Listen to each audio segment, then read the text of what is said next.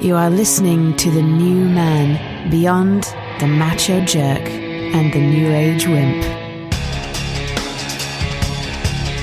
Your host is men's coach Tripp Lanier.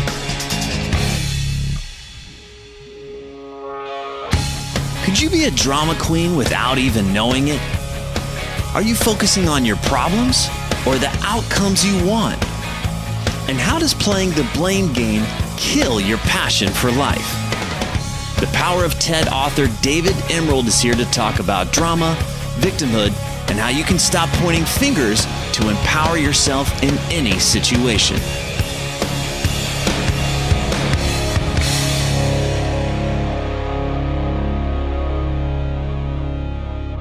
Welcome to The New Man. Today we're talking with David Emerald. He's the author of The Power of TED, The Empowerment Dynamic.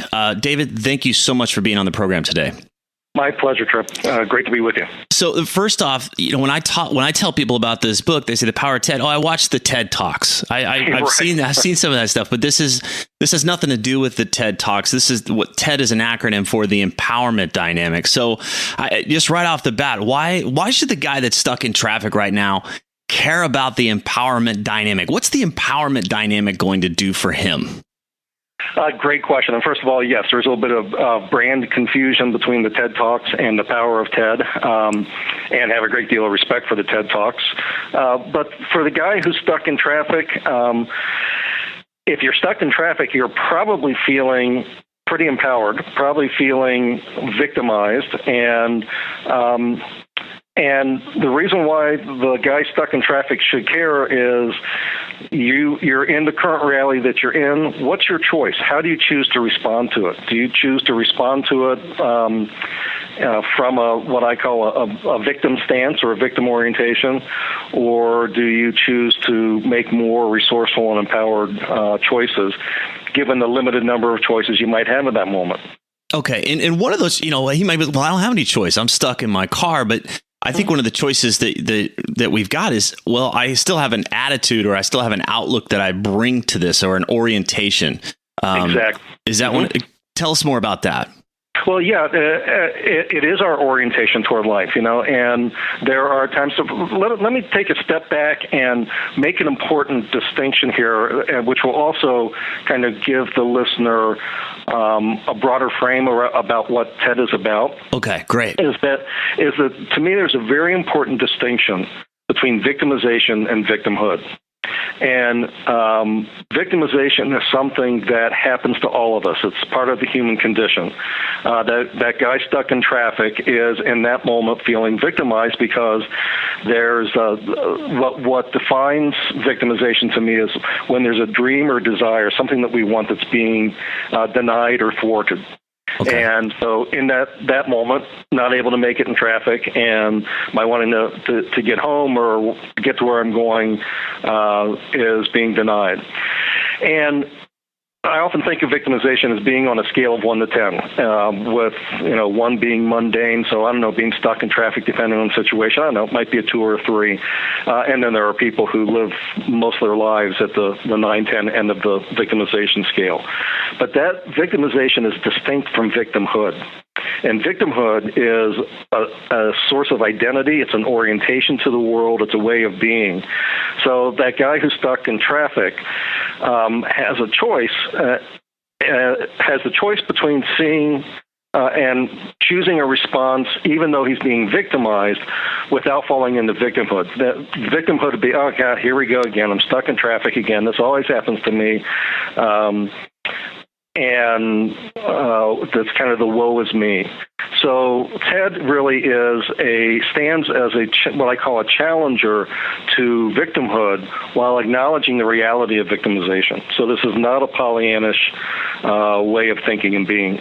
It's not about sticking our head in the sand and saying, well, hey, there's no traffic. This is fantastic. I wanted to sit in my car on the freeway today. It's not about that kind of acting like there isn't a challenge here. But it is about choosing, how do I want to go about doing it? And when you talk about victimhood, I imagine a guy with these glasses on and he sees the world through this lens that poor me, I'm screwed again. Life is kicking me in the ass again.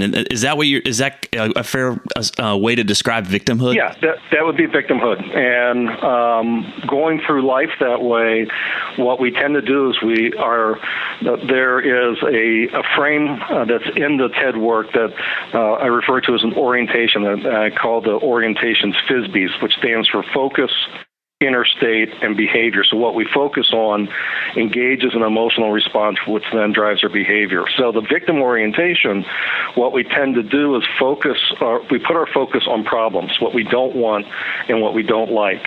So I don't like being stuck in traffic. And that whatever the problem du jour is, that guy with going through life with that lens sees problems all over the place that then engage some level of anxiety. It could be anywhere from, this is a hassle, I wish it would go away, to out and out fear and terror. And then what that drives is reactive behavior. And we tend to react in one of three classic ways, either fight, flight, or freeze. We either aggress against it, it's like I'm going to honk my horn and try to get this traffic moving, or we freeze, kind of feeling like we don't know which way to go, or flight. We try to get away from it, try to get off the highway. And so, the guy that's going through life from that victim orientation is constantly reacting and sees life circumstances as persecutors to him, and that he is in that victim place. It seems like it's personal, right? This is about me. This is, the meteorite that landed on my house. Oh yeah, definitely it was for me. Right. But it's somehow that this is an attack upon me, poor me. But I like what you said about what we focus on. Because when guys start to actually do a gratitude practice in their life, it's like, well, I've never used that muscle. It's this flaccid little puny muscle of gratitude. Right. But they start to realize that they're focusing on the one or two things that didn't go that well during their day, instead of the 25 to 30,000 things that went well. But it's those one or two things that you said actually bring up the anxiety and the suffering that we put ourselves through. Is that right? Right. Okay. Right. Very well said. All right. So in this point, when we shift and I want to go through the dreaded drama triangle in just a second. We'll talk about how to go from being a victim to the creator, which, it's a little preview of what's coming up. But because it's not about ignoring our problems, but we have to recognize that there's something else out there. It's shifting our focus on the outcomes. Is that what you're saying? Mm-hmm. Okay. Yeah. It's putting our focus on the outcomes, and even more important, I would say, Tripp, is putting our focus on choice. What choices do we have? What's flashing in my mind, because you started with being stuck in traffic. I literally lived in Southern California for a little while, and one day I was traveling from L.A. to San Diego. And anybody that knows that area knows that there's one route. There's one route that goes along Camp Pendleton, and there are no access roads. And the traffic was at a standstill. It usually would take about 2 hours. It ended up being a 6-hour trip. Ugh. And with literally no place to go other than to sit off the side of the road. So I did. I pulled over and I got out a book and read, and was like, okay, I have limited choices here, and I could, either let my blood pressure really go up, and I called ahead to tell a person that, didn't look like I was going to make it. I did listen to the radio and found out that there was a bad accident that had the highway closed, and I had a narrow range of choices. And yes, I felt victimized, but I put my focus on what choices did I have and what kind of outcome did I want to have given the hand I'd been dealt in that moment. All right. So we're not ignoring the problem. There is a challenge here, but the focus instead of on the problem is what can I do? What's available to me? I can either choose more suffering and pain, or I can enjoy myself and read a book. Right. Okay. Right. Exactly. Let's talk about the dreaded drama triangle, because when I describe this to people, and when the first time I heard it, I felt it was one of those ideas that I just felt my brain pop. It was like, bloop, like I just saw the world in a new way, and suddenly was able to see, oh my gosh, this is kind of happening everywhere. Like there wouldn't be Hollywood without the dreaded drama triangle. So walk us through, and real nutshell, what is the dreaded drama triangle? Sure. First of all, what you just beautifully described, Tripp, is what I call you had a blinding flash of the obvious. A BFO is what I call it. You've experienced a BFO when you have that kind of experience where the brain just pops and things are kind of gloriously clear. And it's also interesting to me that you used Hollywood as an example, because the drama triangle was first articulated by a psychiatrist by the name of Stephen Cartman, who also happens to be back in the past was a part-time actor, and and he very much articulated and saw that there was a pattern that repeats in the human experience that gets captured in movies, but in the human experience it involved three characters, and the primary character is the role of victim. And in order to be a victim, one must have a persecutor. So the persecutor, he articulated it simply in terms of interpersonal relationships, but I've come to see that the persecutor could be a circumstance like being stuck on the highway. It could be a condition, a health challenge. And what happens is the persecutor actually is the problem, or is a problem to the victim, and the victim reacts by either fight, flight, or freeze. And then also what happens and what completes the triangle is that the victim often goes looking for a rescuer, someone to come in and save the day, fix the day, make the persecutor go away. And I've also come to see that the rescuer does not have to be a person. It could be a substance. It could be zoning out to the television. A rescuer is what I call the pain reliever. It's anything that helps the victim either distance from or, frankly, numb out from their sense of powerlessness that comes from being in that victim place. What's also important, I think, for all of us to really get is that all of us play all three roles in different situations, different kinds of scenarios. We may take very different roles. We even do that within, right? Like I've noticed that, I'll wake up in the morning and I'm the victim, and then in the evening I'm the villain, the persecutor, and I'm hoping that one day I'll be I'm going to listen to this podcast, and then I'll be the rescuer. I'll be able to come in and fix it. Right. So absolutely can be intrapersonal. I can be my biggest persecutor at times. Yeah. So we can play this within ourselves, but then we also start to see the dynamic without on the outside, and how quickly we go. When I was reading your book, how quickly we can go from being the rescuer to the villain, let's say, where someone comes along, dun, dun, dun, I'll save the day. I'll take care of you. I'll fix this. And then when we don't meet an expectation, you're a jerk. You didn't follow through. Blah, blah, blah, blah. And so it just amazing how this continues to the finger pointing, and we just get stuck in this place. So, if we're stuck in this, if all we're doing is pointing fingers and focusing on problems, as we just talked about, how do we rise above? How do we transcend and get out of this drama triangle? That's a great question. And one of the things I'll tell you, Tripp, that I found as I really dove into this and did research, was that there are a number of good books and articles that have been written about the drama triangle since the late 60s. And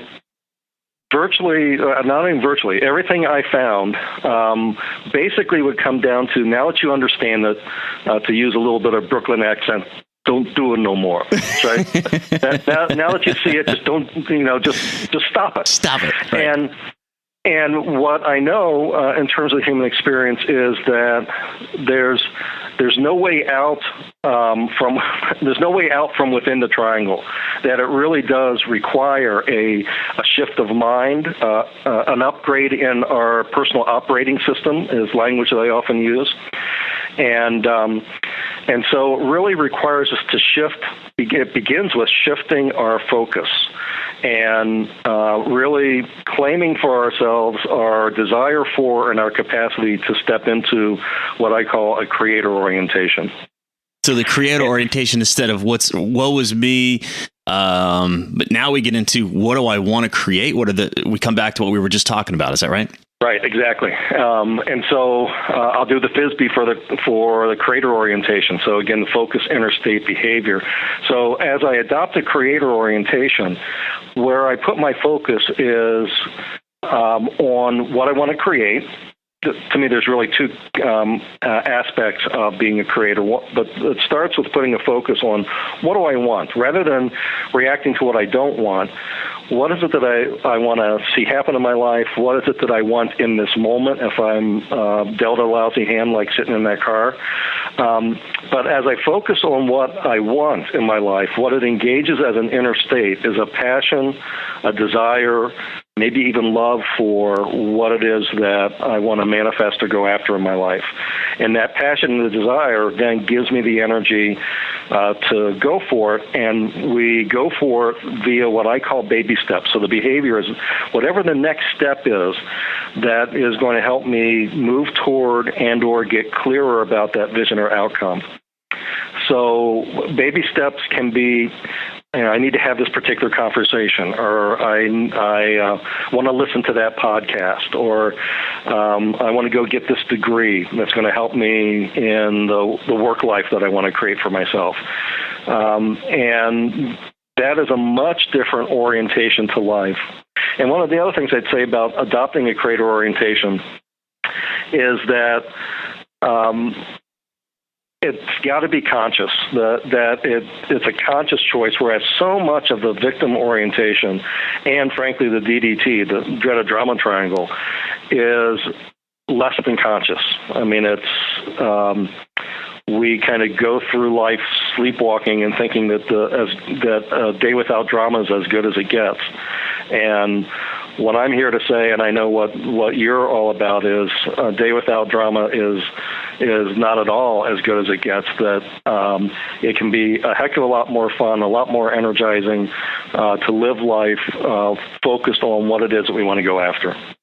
I love it. There's so many points I would just have to underline here, because a lot of guys that listen to this, they want more passion in their life. They're tired of feeling like they're sleepwalking. They're tired of that kind of Walking Dead sensation. So if we're going to follow this back, if I want to feel more passion in my life, stop the finger pointing. Stop the blaming. Stop figuring out what's going wrong, who's right, who's wrong, what did this and that. Stop focusing on that area and start to get into the mindset of, what do I want? And when I ask guys that question, there's a lot of times they just their jaw just drops over. Like, I don't know. I've just been, her. She's the problem. I mean, that's the problem. Right. If my wife would just do this, then I wouldn't have to blah, blah, blah. But what do you want? So stop the finger pointing, because that tells me you're not working on a solution, or you're not in that outcome and that creator mindset. And then the other part of it, if I want to feel passion, start taking action, start taking baby steps, not huge, big, monumental things, but you just said that just very small steps.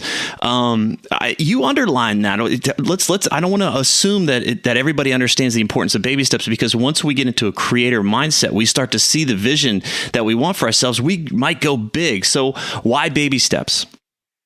Great question. And so our visions may be big. What we want to go after may be big, but the way we get there is a baby step at a time.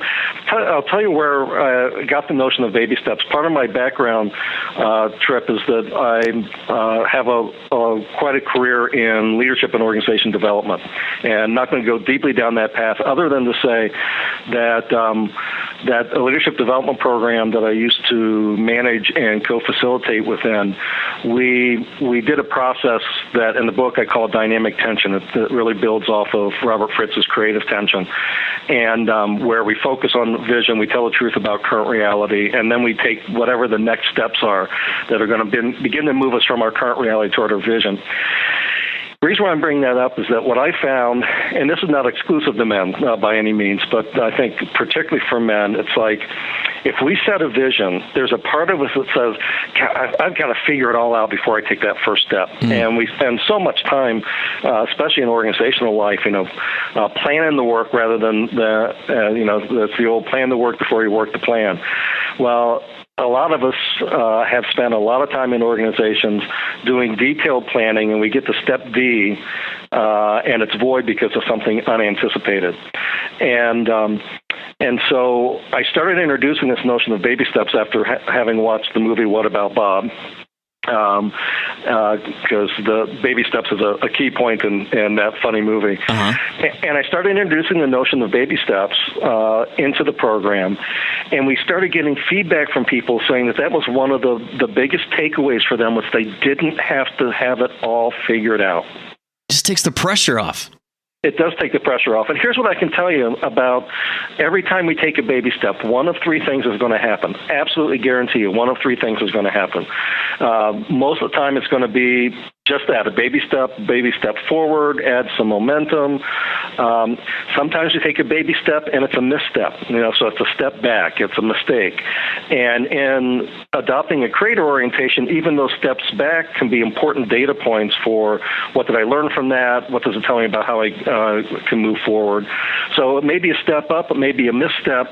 And then the third possibility, Tripp, is you never know when a baby step's going to be a quantum leap or a breakthrough. That would not have happened had you not taken that step. Right. And I just love that. If I stay in that creator mindset, then even a misstep is something I can find something in there versus, see, I shouldn't have, what was I doing? I better just go back to being numb and checked out. But if I stay in that creator mindset, like, no, I keep focusing on where I want to go and what I want to create versus, here we go. Yep. This is another thing that's not going right in my life. And you talked about dynamic tension, because whenever, in my coaching practice, we start to create a vision for somebody. Now there's this like, holy crap, we're actually doing this now. I was a lot more comfortable just pointing fingers. I was a lot more comfortable pointing out what was missing and what was wrong in my life. And I understand why it's actually more comfortable. I don't know if comfortable is the right word, but preferable for us to hang out in the victim mindset, because in that creator mindset, we're big kids now. Right. And we've got to deal with that tension between where we are and where we want to go. But the baby step seems to take that pressure off, or at least answer to it a little bit. Hey, you don't have to have it all figured out. You just do a little bit at a time. You got it. Okay. You got it. Coming back to the rescuer dynamic, because how do we be supportive to somebody without being a rescuer? Because I can hear this in my mind, like, well, do I just ignore my friends when they're going through a tough thing? Like, how do we know if we're being a good support or we're actually playing into the drama triangle by being a rescuer? Yeah, a great question. And a couple things that come to mind. One is that, well, first of all, I've got to be real honest and say that there are times when it is appropriate to be a rescuer, or it may be appropriate even to be a persecutor, and exercising tough love for someone. I live on Bainbridge Island in the Seattle area, and the image I use is if I'm walking along the beach and I see somebody out flailing in the water, that's not the time for me to go to the creator orientation and say, "Hey, how'd you get out there? Would you like to come up on land with me?" No, it's appropriate to jump in, help him get back to the shore, and then I may go into what is the antidote to the rescuer, which is the role of coach, and I might say, assuming, to make the story palatable, assuming that the guy's okay, and so dude, tell me, how'd you get out there? What might you do in the future so that you don't find yourself in that situation? Right. So I also want to acknowledge that, especially when it comes with being with a friend, showing compassion, but you do that in a way that doesn't play into the second point I want to make, which is what I call the kinship of victimhood. And we enter into the kinship of victimhood when we find ourselves in a conversation. It's the ain't it awful conversation. Oh, you think that's bad? Let me tell you about the time this happened to me. And so that's not supporting the other in being a creator. See, what happens is that as we make the shift to and really choose to adopt the creator orientation, it opens up the possibility of a very different set of relationship roles and dynamics that I call TED, the empowerment dynamic. And TED, as the empowerment dynamic, is the antidote to the toxic nature of the DDT relationships. And so, if I can, let me just briefly overview the three roles in TED. which again is the antidote and offers an escape. So this is back to your question of a few minutes ago: is how do we get out of the DDT? Right. And it's to make that shift to a creator orientation. So the antidote to the role of victim is the role of creator. And two aspects of the role of creator. One we've hit on a lot, which is being able to answer that question of what do I want. Equally important is that a creator takes on the responsibility and really owns their capacity to be at choice, no matter what their situation. And in the book, one of my deep influences was Viktor Frankl, who wrote a book called Man's Search for Meaning that came out of his experience as a young psychiatrist being interred in 3 different Nazi concentration camps. And in the midst of, on a scale of 1 to 10 of victimization, probably a 12 or 13, right. He came to the realization that he said there was one final freedom that my captors could not take from me without my permission, and that was my freedom to choose my response to the circumstances I found myself in. It's so powerful. Wow. We've talked about that here on the show before. I was just thinking about like you're in a concentration camp, and he has this insight like these sons of bitches can't take this away from me. That's right. Yeah. That's right. I am at choice. So that's at the heart of being a creator. In adopting a creator orientation and being a creator in my life, when I am victimized, rather than reacting to the persecutor, I can see that person, condition, or circumstance as a challenger in my life. So challenger is the antidote to the role of persecutor. And challengers come into our lives sometimes invited, many times uninvited, unwanted, but it's about learning and growth. Challengers spark learning and growth. It's that little kick in the butt, right? It's that little tough love sometimes, right? Mm-hmm. Sometimes tough love, you bet. Okay. And then the antidote to the role of rescuer, which I've already kind of alluded to, is the role of coach. So there's no weakness at all. In fact, to me, it's an act of strength as a creator to say, I could use some support in my life. And so whether it's working with a professional coach like you are, which is great. It also could just be a trusted friend. So it doesn't have to be a kind of a capital C coach. It could be anyone who will support us, but support us in a way, because what rescuers, let me go back to rescuer for just a moment. What rescuers are inadvertently doing, whether they know it or not, is they're reinforcing the powerlessness of the victim. Whereas coaches know where the power resides, and they know it resides in the person that they're supporting. And that being able to interact with the other as being ultimately capable and resourceful, whether they're acting like it or not, whether they know it or not, but really being able to hold them big and be of support in helping them clarify what they want to create in their lives, or what choices that they have given the circumstances they find themselves in. It's so powerful because if, now I can start to see the switch, right? If I was the victim, all right, I see myself as creator. I'm going to focus more on what do I want. And now I can look to the outside. Well, what in my life is challenging me to be, to go for it, whatever that is. What's the opportunity here that's pushing up against this that I can rise and use that opportunity basically. And then what's in my life to support me? What relationships are in my life? Do I live in an environment that supports that? If I like being warm, do I live in a cold place? It's just like looking around right. And just seeing, where's the wind at my back instead of things that are holding me back. So but now we've got a new lens to look at, challenge and support and seeing how we can start to, as a creator, bring that into our lives. Yeah.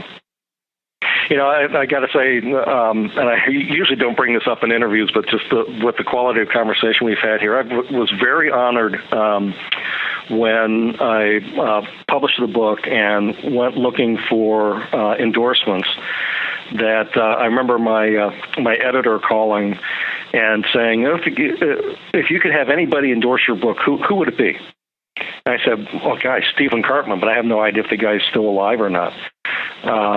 And long story short, I tracked down Stephen Karpman, who still lives in the San Francisco area, sending the book. And again, long story made short, he ended up offering, and first turned me down, said, "Oh, this will stand on its own. You don't need my endorsement."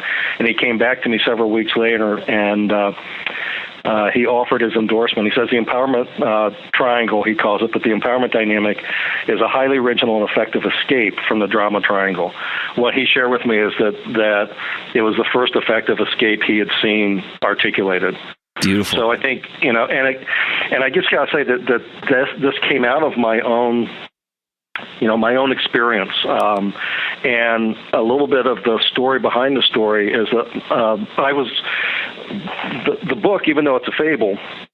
What the David character is experiencing was absolutely part of my life at a certain point in time, where my dad, who I was very close to, had a very healthy relationship with, had passed away, found out that I couldn't produce kids, and as a result of that, my marriage dissolved. And that's when I got introduced, working with a therapist, got introduced to the drama triangle. And one morning, I was just sitting doing what I call my quiet time, kind of prayer, meditation, contemplation, a lot of times journaling, and in kind of that prayerful space. And I said, "Okay, God, I'm ready to surrender my victim stance in life, but I need to know what's the opposite of victim."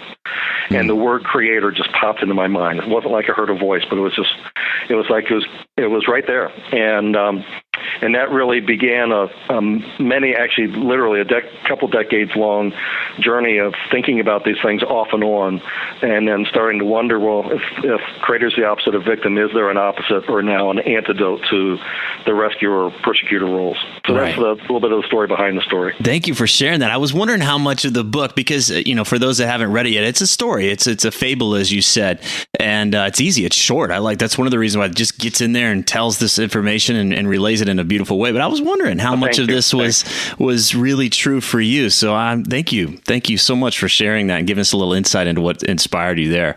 My pleasure. Well, let's bring it back to the guy that's listening. He's going to go get the book. Okay, go get it.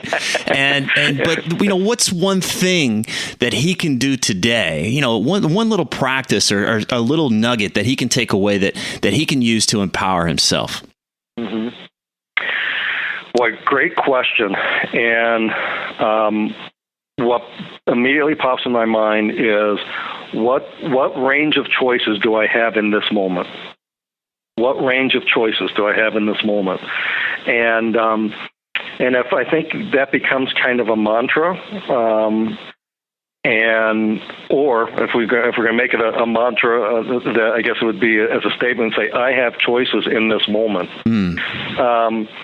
And repeating that, sitting in the traffic, I have choices. I can choose to react. I can choose to pull over and read a book. When I get home, if my wife's upset with me, I have choices. I can react to her and we'll get into the DDT, or I can ask her what she wants. I can try to stay in a coach role or to see her as a creator. So I think it's what's the choices that I have in this moment. And just start to get out of the, hey, what's wrong? And this is, where's the blame? Right. And a lot of times when something crappy happens, we go, why? Why is this happening? Yeah, why me? Why me, right? And so, but now you're saying flip it, say, wait a second, what are my choices? Reminding ourselves first that we have choices and then diving in. What are they? What are my choices right now? I love it. And again, I want to be realistic here. Sometimes it may be a very narrow range of choices. I mean, Viktor Frankl had very narrow range of choices, but he still was a choice. And sometimes sometimes we're overwhelmed by the number of choices that we have. Right.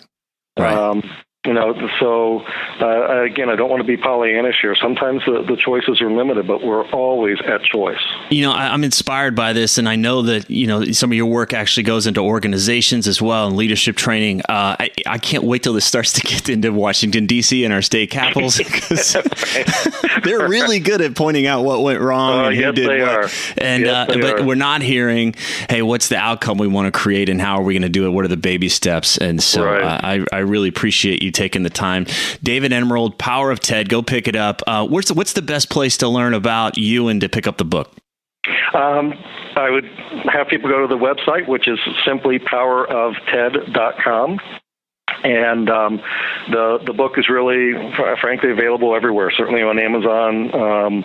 You can at least order it at any bookstore. Can't guarantee that you'll walk in and find it at every bookstore, but it's out there and available. But we'll ask people to come check out the website. We've got a lot of information. There's some videos, a lot of freebies on the website, as well as the opportunity to buy the book. And we also have a companion workbook that goes with it. Beautiful. That people can buy. David Emerald, thank you so much for taking the time to talk today. I want to get you off here. I know that you got an appointment here real soon, but thank you so much. My pleasure, Tripp. Take care. There's so much more to The New Man than these interviews. So visit thenewmanpodcast.com and join the mailing list so you never miss another update. Thanks for listening.